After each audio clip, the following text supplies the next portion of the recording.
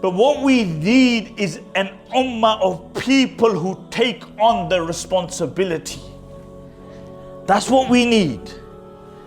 That's what we need. If every single household took on the responsibility of their home first, and wallahi, I believe this, wallahi, if we made the same amount of effort in our homes and our communities as much as we speak about how defunct the Muslim ummah is, or how defunct the ummah is, we would have a revolution.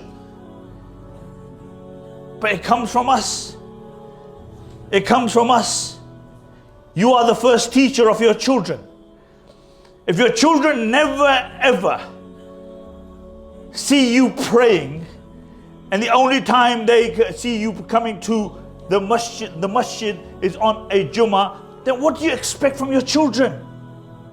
You look at every single Nabi, every story of every single Nabi. Every group of people said, this is what we found our forefathers on. Sahih? You look at every Nabi, they said, this is what we found our forefathers on. This is what we found our forefathers upon. The people who destroy nations more than anybody are the parents. Every single story in the Quran about every single Nabi, they will say, this is what we found our forefathers upon. We are on the way of our forefathers. Our father only went for Jum'ah. Our father only went for Eid Salah. We never saw him pray. I never saw my father reading Quran at home. I never saw my mother reading Quran at home.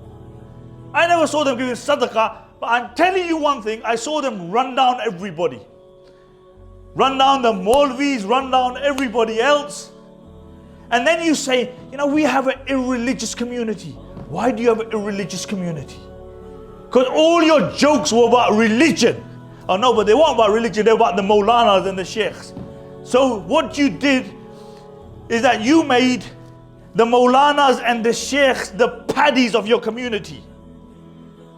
And when you made them the paddies of your community, and they didn't respect those who represented the deen of Allah subhanahu wa ta'ala, then do you think they're going to have any value for the deen? Here again, I am not exonerating Maulanas and Sheikhs for the shortcomings. But the thing at the end of the day is what you invest is what you reap.